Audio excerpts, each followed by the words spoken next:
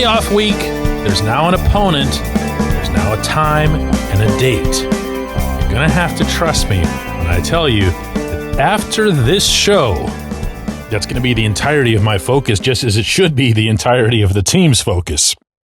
But you're going to have to give me this one. Just this one. Good morning to you. Good Monday morning. I'm Dejan Kovacevic of DK Pittsburgh Sports.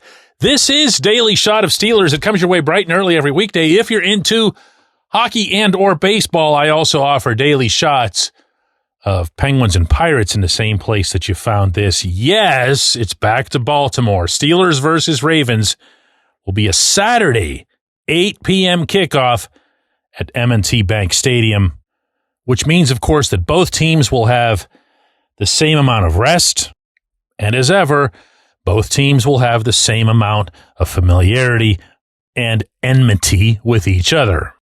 This is a fun game, even when it doesn't mean anything, let alone when it's for the playoffs. Awesome. Great stuff. Looking forward to it. Clean slate and that. Now, I have many concerns regarding the team that'll deservedly be the heavy underdog in this one. And honestly, I'm not sure even where to begin with those. Offense, defense, even special teams now. Heck, coaching, as I discussed yesterday. Something that really shouldn't be getting brought up as a game day variable, but it just might be one.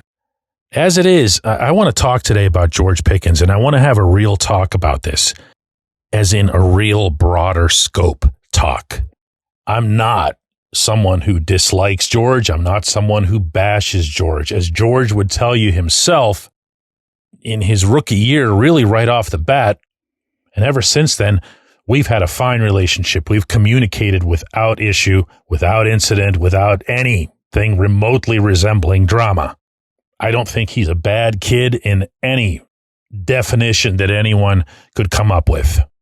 But he's a problem. And he's a real problem. He's not an imagined problem. He's not a media-created problem.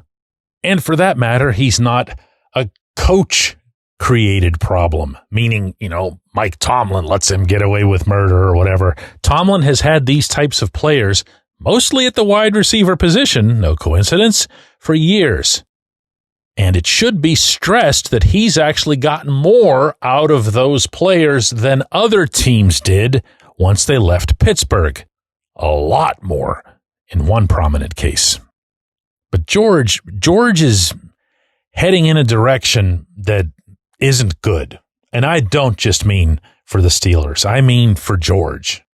Look, I'm not going to get on him about the 3 drops. Those weren't ideal, okay? I shook Calvin Austin's hand after the game and couldn't believe it. It was like ice.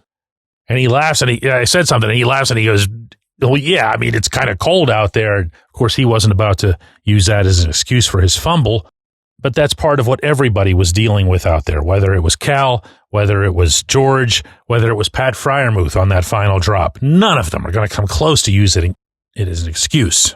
But it's real, just like bad games are real. George had one of those, and you can live with it. You can say, hey, you can do this. The stuff that Russell Wilson was doing with him on the sideline, sitting or kneeling right in front of George while he was sitting on the bench and talking him up, encouraging him. That's what they believe. And I can share this with you from internal information. That's what they believe works with him. He does not react at all to negative reinforcement. He just doesn't. You can't wag a finger in George's face. Everything has to be positive or it's not even processed. But the problem that I do have with all of this is when he decides that he can set his own bar for his own behavior. And I'm sorry, but in a team concept, this isn't just football, this is life, man. In a team concept, that doesn't fly. You don't get special rules because you've decided that you deserve them. You don't get to yell at those fans that apparently were giving him the business from the sideline until Freiermuth and an assistant coach came over and just very gently urged him to go away from there. You don't get to do that. You don't get to do it in a road stadium, much less one that's filled with Pittsburghers. You don't get to do that. You don't get to act that way just because You've decided that you're special and you're different. You don't get to throw the tantrums that he's thrown, mostly in games, even in games. You don't get to decide which routes you do and don't want to run. On Christmas Day, Wilson threw an interception in large part because George just flat out didn't move on his route, freeing up the safety to move across the middle and make the pick himself, the guy who would have stayed with George. Now, both Tomlin and Wilson tried to absolve him because, again, that's just the only thing he responds to. But George had nothing to do with that afterward. After that game, one of the first out of the locker room didn't stand there to support his quarterback and say, hey, I really hurt everybody there. I hurt Russ. Russ is not responsible for that pick. That was on me. No, nothing. Why? Because he's decided that he's different. He's decided that he's got a different bar for his behavior.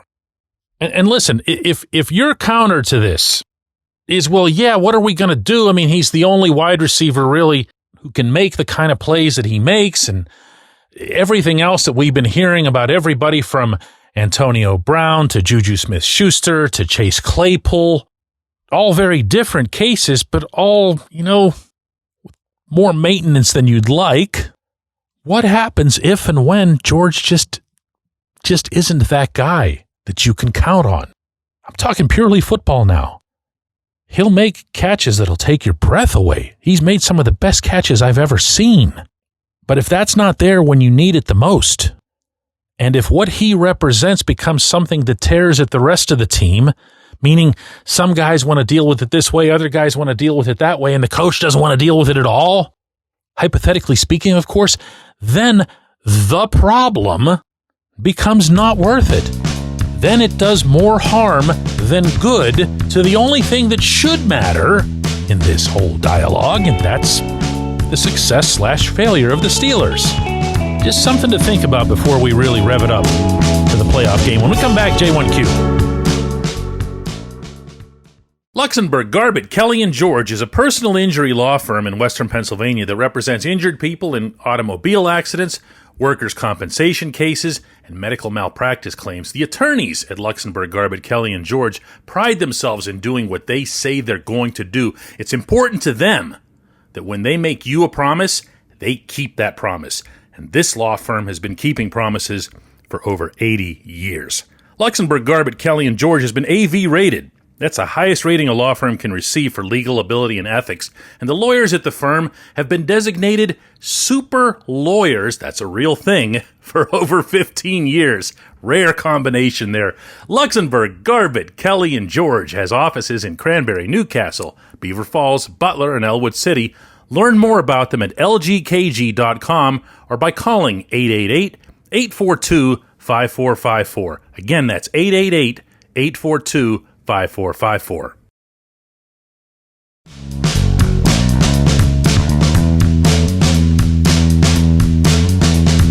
Before I get to today's J1Q, I have something to share, and it's both good and bad.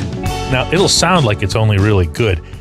Yesterday's Daily Shot of Steelers topped 40,000 listens. The first time any Daily Shot I've done hit that mark, which tells me really that you're all just cynical and angry and evil or something. I don't know. I mean, for everybody to jump in the morning after the game, I gotta either vent or hear somebody else venting, that just speaks volumes to who and what this nation is. Now, on the downside, it also means that more people than ever heard what apparently was the worst answer I've ever given to a J1Q. See, I didn't think it was that bad, but a lot of you did. And one of those was my man Chris in Indianapolis, who sent this. DK, Lori's J1Q was, and now Chris is going to quote Lori directly, honestly, what would it take for Mike Tomlin to get fired? And you didn't answer the question. Instead, you droned on about how they were a better team at 10-3 than they are now. Well, duh. But you very carefully avoided any actual direct answer. So, Mike Tomlin would be fired if fill in the blank. All right, dude. I got you here, okay? But only because I also heard from Lori herself, who was like, what the heck? See, the reason that I thought in my head the answer was okay, and I think anybody who's been listening to this show long enough knows I don't exactly avoid uncomfortable subjects, or really any subjects. But I thought it was okay because talking about Tomlin being fired is like talking about what would happen if the earth was thrown off its axis. I would think we'd all be in some trouble. You know, tidal waves, typhoons, earthquakes, meteors, blah, blah, blah, blah, blah, blah. It's not going to happen. It's not going to happen. So if you want to know what it would take for Art Rooney to fire Tomlin, the first thing I ever like to cite whenever I'm even just thinking for myself about a future possibility is precedent. And the precedent for this does not exist, at least not since 1969. If you think that the Rooney family keeps head coaches around just for show, you'd be mistaken. They actually firmly believe in continuity. It's something that they've long been proud of and then passed along from one to the next. Not an act, a real thing. What's more, there's never been so much as a millitrace of dissatisfaction expressed from any of the Rooneys, present or past, with Tomlin. I think that, you know, when I was in that room with Art Rooney, well, this was a year ago now, when he'd have his annual session with select reporters, and the Steelers were coming off another disappointing season, another first-round elimination, and he said at one point in that, I don't know, I think we were in there for about a half hour, 40 minutes if memory serves, that Mike's still here because I believe that Mike can still get us to where we need to go. If I didn't believe that, he wouldn't be here. Now, that was a pretty strong statement by Rooney standards when it comes to the head coach that they employ. And I was, to be honest with you here, surprised that more in the fan base didn't react to that accordingly. But either not very many people were aware of the statement, or wasn't blown up enough by people in my line of work, or just don't think that the Rooneys will ever do that. So it wasn't taken seriously. That, my friends, is how I handled Lori's question. If the answer that some of you, or even all of you, were looking for is, well, what if they lose their final 4 games of the regular season and then get wiped out in the playoffs, do you think that Tomlin will get fired? No. Don't take it out on me. It's not me that's not firing him. The question is, do I think he's going to get fired? No. Why would I think that? There's just no precedent for it. No hints, no suggestions, no nothing. Zero. And this over a span that pretty much covers as long as I've been alive. So that actually is my answer, and that's the answer that I would have given had I taken the concept seriously, but I don't. That said, I appreciate hearing back from everybody, including you, Chris, and you, Lori, and attempting to finger wag me back into accountability. But no, seriously, the reaction that I had last night to seeing the 40,000 listeners, and that number will actually grow, but it takes longer. It's most of the listeners that you get to a given episode, they do come on the same day, obviously. But yeah, this thing is, the daily shots in general is something that I came up with back around COVID time when I was bored and just looking for something to do because there weren't sports to cover.